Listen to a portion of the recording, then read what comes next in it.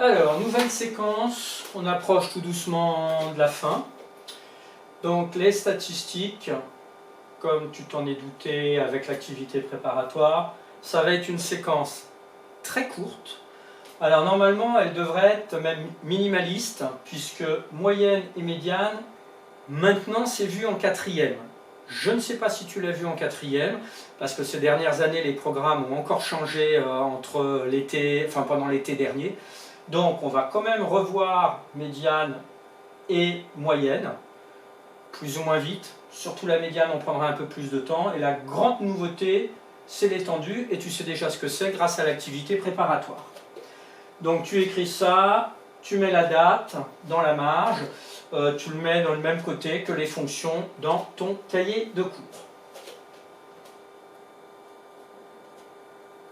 Alors les statistiques, ou la statistique, au niveau des révisions, donc il va y avoir l'étude d'une série, fréquence ça peut être vu, la moyenne et la liste des données sous différentes formes, que ce soit diagramme en bâton, histogramme.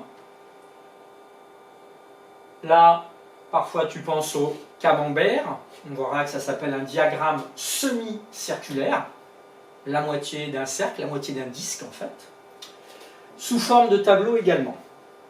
Parce que les statistiques, c'est peu de cours, mais beaucoup d'utilisation. C'est pas la séquence, là il y a une faute.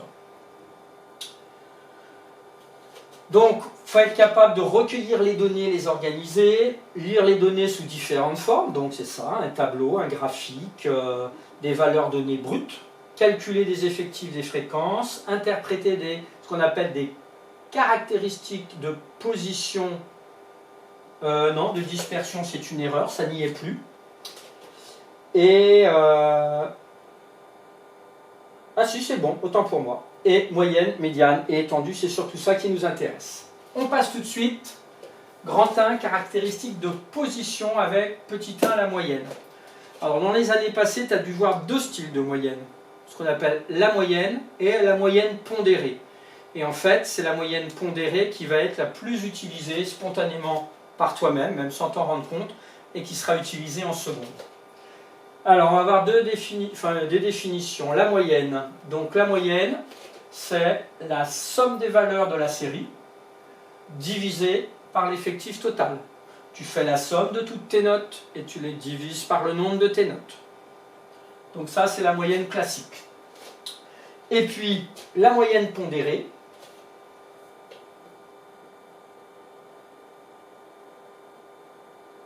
Ah, décidément, j'ai fait des petites étourderies. Où est mon feutre noir ?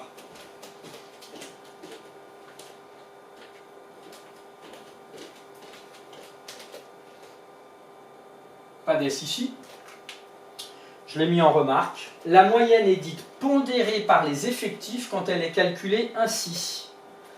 En fait, on fait la somme des produits de chaque valeur par son effectif sur l'effectif total. J'explique. Par exemple, si dans tes notes, tu as 3 fois la note 12.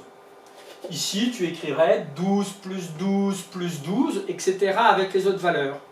Dans ce cas-ci, au lieu de marquer 12 plus 12 plus 12, tu marqueras directement le produit de 3 fois 12.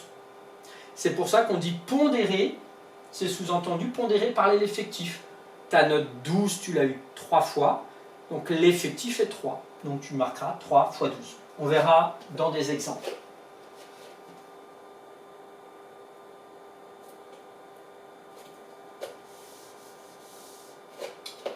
Petit 2 après la moyenne, ou les moyennes, selon. La médiane. Alors là, la médiane, on va y passer un peu plus de temps parce qu'il faut que ce soit bien compris pour l'année prochaine. La médiane, on va déjà voir la définition. Il nous faut au départ une série statistique dont les valeurs sont ordonnées. On va les ranger dans l'ordre.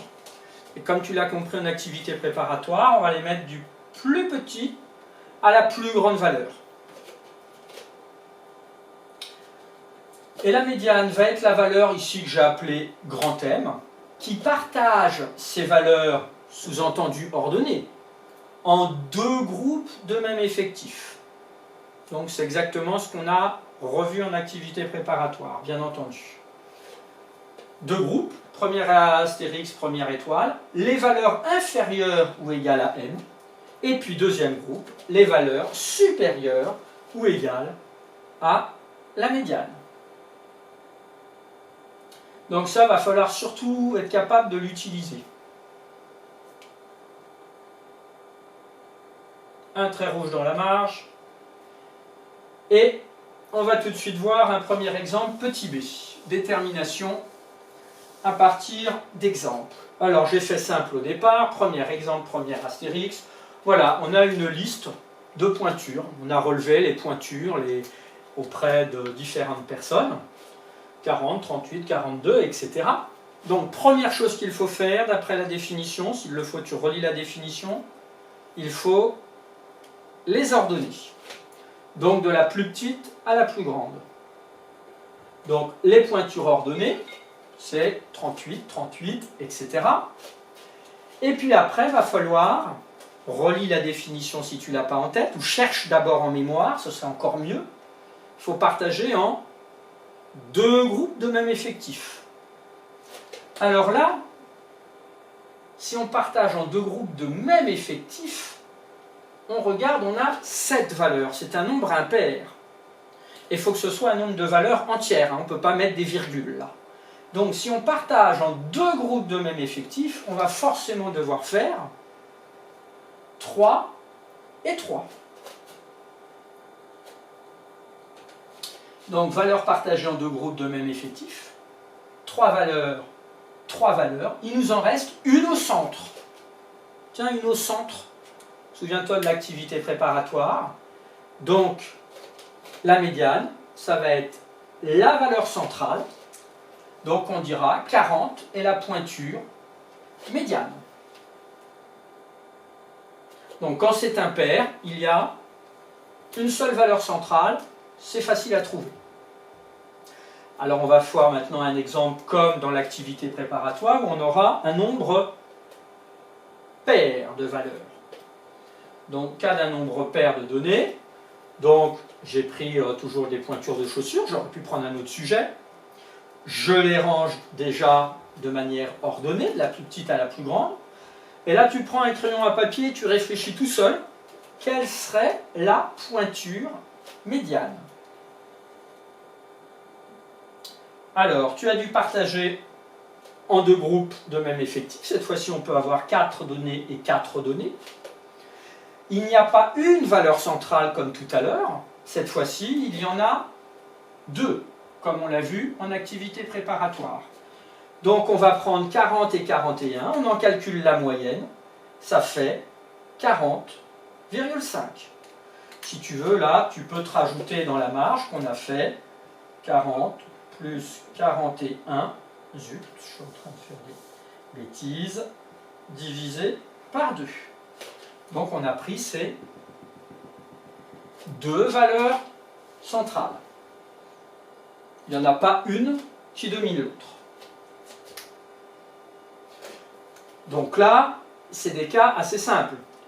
Les valeurs ne sont pas très nombreuses.